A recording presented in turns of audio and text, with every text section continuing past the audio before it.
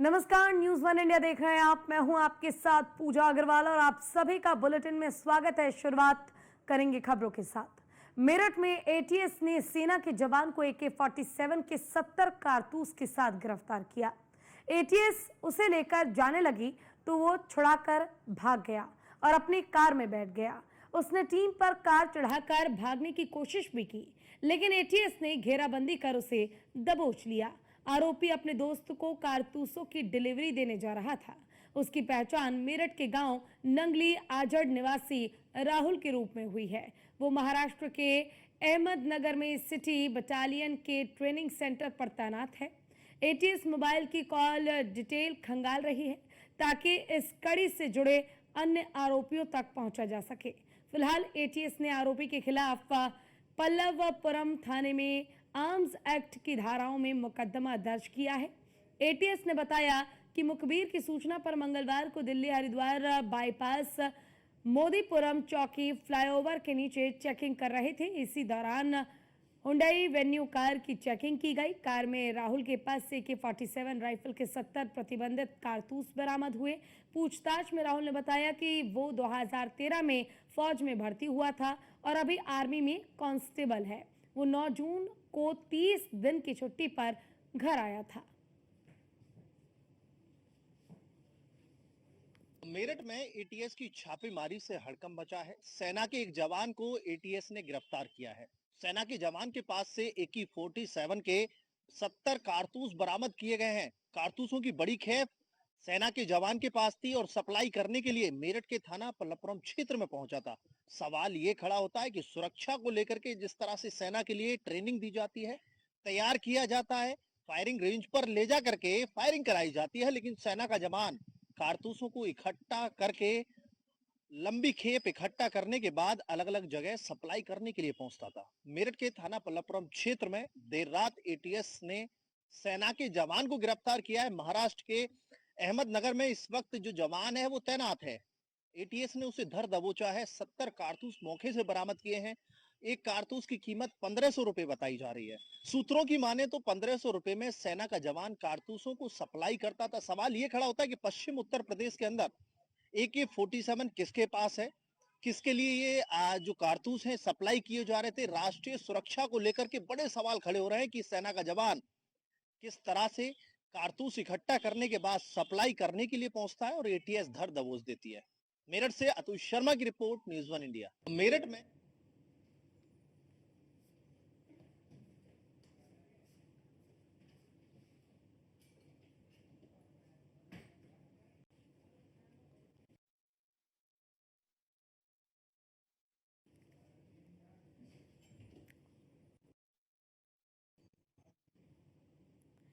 चलिए, इसी पर चर्चा के लिए हमारे साथ VN झा डिफेंस एक्सपर्ट हैं, वो भी जुड़े हुए हैं और हमारे संवाददाता भी अतुल हमारे साथ जुड़े हुए हैं। सबसे पहले तो हमारे जो रिपोर्टर हैं उनका रुख करना चाहूंगे। अतुल, आपसे जानना चाहूंगी, जिस तरीके से हमने देखा कि फौज की वर्दी में कारतूस की तस्करी करने वाला जो एक शख्स है, फिलहाल उसे गिरफ्तार कर लिया गया और एटीएस के तहत उसके खिलाफ मुकदमा जो है वो दर्ज किया गया। लेकिन यहाँ पर बड़ा सवाल ये उठता है कि अचानक से देश के प्रति जो एक समर्पण होना चाहिए, हमारे जवान अपनी जान तक गंवा देते हैं, लेकिन जिस तरीके से कारतूसों की तस्करी की जा रही थी, ये तो एंगल कुछ और ही लगता है।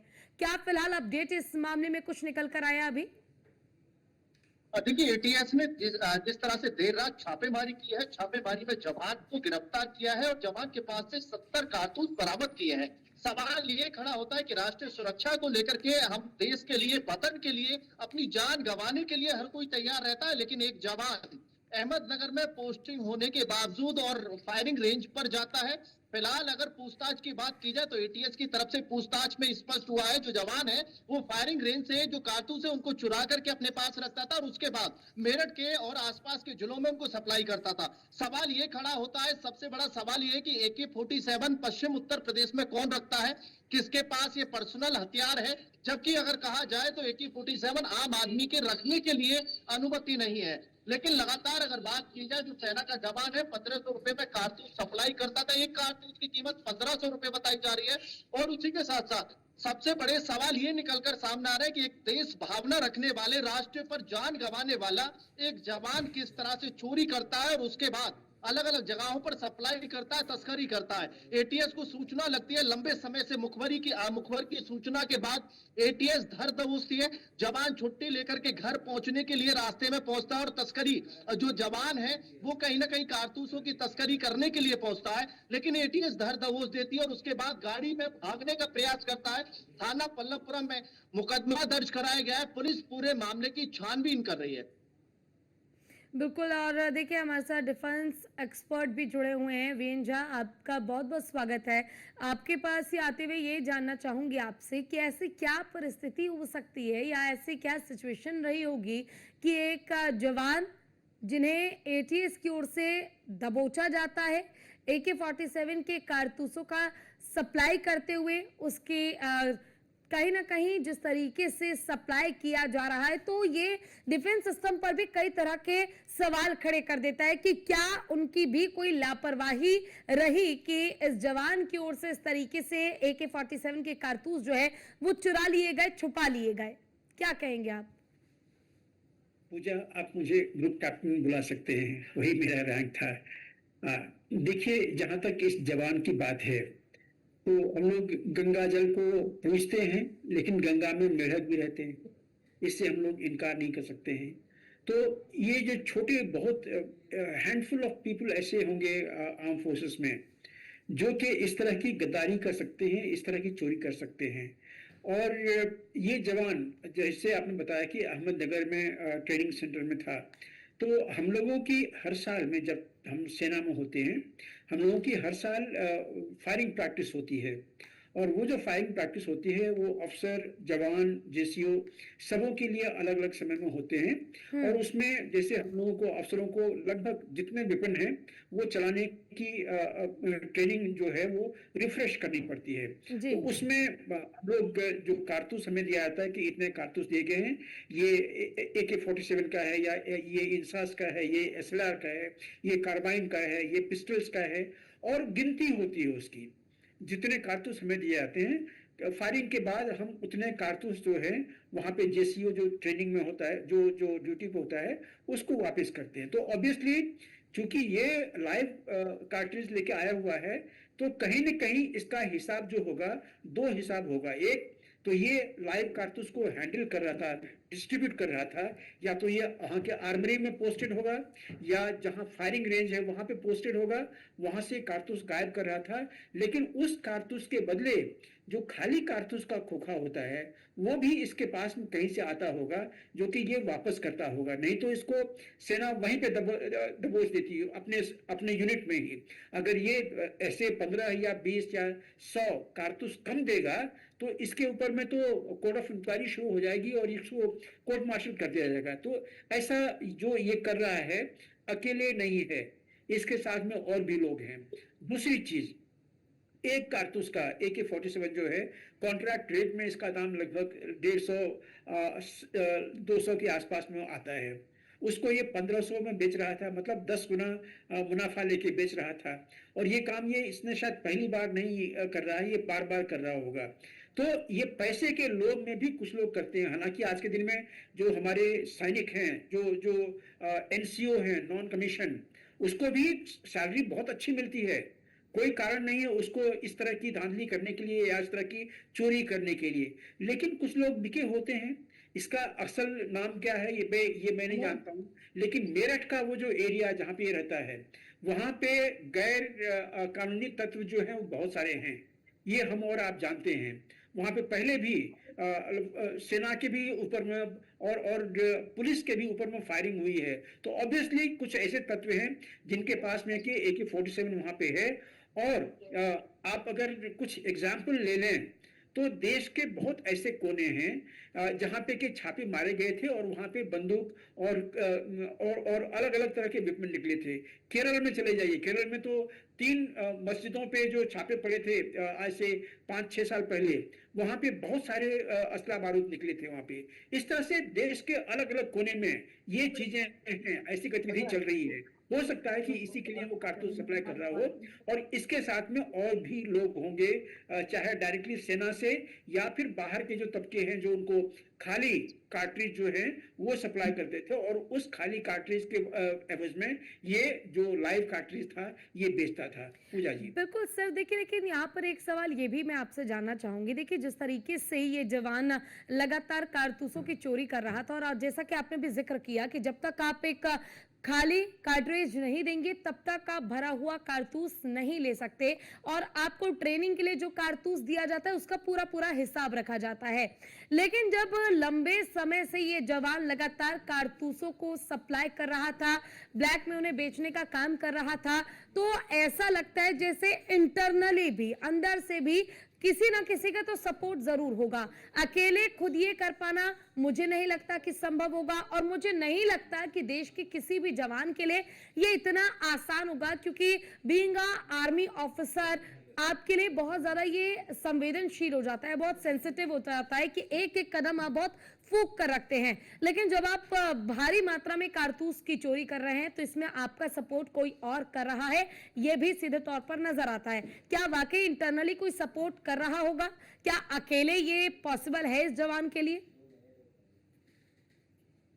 करना चाहूंगा कि ये मेरे ख्याल से अफसर नहीं होगा, ऑफिसर रैंक के, कमीशन रैंक के कोई भी लोग ऐसा नहीं करेंगे, ये आप मान के चलिए। हाँ, जवान होगा, किसी के इन्फ्लुएंस में होगा, लेकिन ये जरूरी नहीं है कि अंदर के कुछ लोग इसके साथ में मिले हुए हैं। ऐसा भी होगा कि बाहर के लोग जो कि AK-47 का जो खाली कारतूस है, मान लीजिए कहीं पे किसी टेररिस्ट ने एक गोली चलाई है, उसके जो खाली कारतूस है उसको किसी ने जमा किया हुआ है और वो उसको देके इससे लाइव कारतूस ले रहा है, ऐसा तो पॉसिबल है।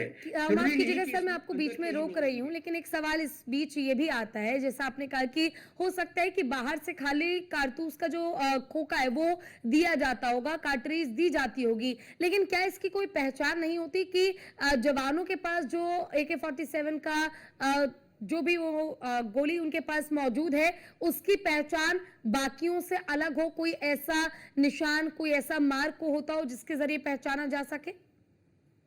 देखिए, गोलियों में निशान नहीं होता है, ये AK-47 का है, और गोली जो बनते हैं वो बैचेस में बनते हैं, लेकिन उस बैच का जो मुहर है यूजुअली गोली पे नहीं होता है, खोखे पे नहीं होता है। अच्छा। एक पर्टिकुलर बैच का जो मान लीजिए 1 लाख गोली बना है, वो बैच सप्लाई जो होती है उसके केसिंग में वहां पे लिखी होती है। मेरे अंदाज से, मेरे जो नॉलेज में है कि गोली के खोखे पे बैच नंबर या किस बैच का बना हुआ, कहाँ पे बना हुआ, ये शायद नहीं होता है। उसमें अच्छा। सिर्फ इतना लिखा होता है कि किस कंपनी में बना हुआ है, कहाँ यानी पे बना हुआ है, किस मैन्युफैक्चरिंग की कोई सबूत, कोई भी निशान ऐसे नहीं होते कि पहचाना जा सके, राइट? मैन्युफैक्चरिंग की निशान होती है कि किस आर्मामेंट सेंटर में ये बना है गोली, लेकिन किस बैच का है ये कहना मुश्किल है। अच्छा। अब उसी आर्मामेंट सेंटर से मान लीजिए अगर 1 लाख ये गोली बने हैं, तो ये 1 लाख जो सेना के अलग अलग केंद्र हैं या वहां पे पहले डिस्ट्रीब्यूट होगा, फिर वहां से रिस्पेक्टिव आर्मी में जाएगा, फिर आर्मी से समय समय पे जो फायरिंग प्रैक्टिस होती है उसमें लोगों को फायरिंग करने के लिए दिया जाता होगा। तो ये अब इसमें देखिए, हर चीज का जहां पे भी कोई गुनाह करता है उसका एक सबूत जरूर वो छोड़ता है, बिल्कुल। तो इसकी भी ट्रेसिंग जरूर होगी, और इसका जो नेटवर्क है वो जरूर मिल जाएगा। लेकिन अभी फिलहाल ये हम लोगों के लिए एक बड़ी कालिख लगी हुई है हमारे चेहरे पे कि हमारे सेना में ऐसे लोग हैं जो कि इस तरह का देशद्रोह बिल्कुल, ये में हिस्सा ले काफी सकते हैं। शर्मनाक है, काफी शर्मनाक है ये। अतुल, आपके पास आते हुए आपसे जानना चाहूंगी, देखिए फिलहाल जवान को गिरफ्तार तो कर लिया गया है, पूछताछ भी लाजमी सी बात है कि हो रही होगी, लेकिन यहाँ पर बड़ा सवाल ये उठता है कि देश के जवान होने के नाते जहां आप देश की सुरक्षा करते हैं वहां आप देश से गद्दारी कब करने लगे ये मालूम तक नहीं चला। तो क्या जवान की ओर से कुछ स्पष्टीकरण दिया गया हो, कोई जवाब दिया गया हो कि आखिर वो कारतूस को क्यों बाहर सप्लाई करता था, क्यों ब्लैक में उसे बेचने का काम करता था? कोई कारण बताया गया हो कि देश से के खिलाफ गद्दारी क्यों?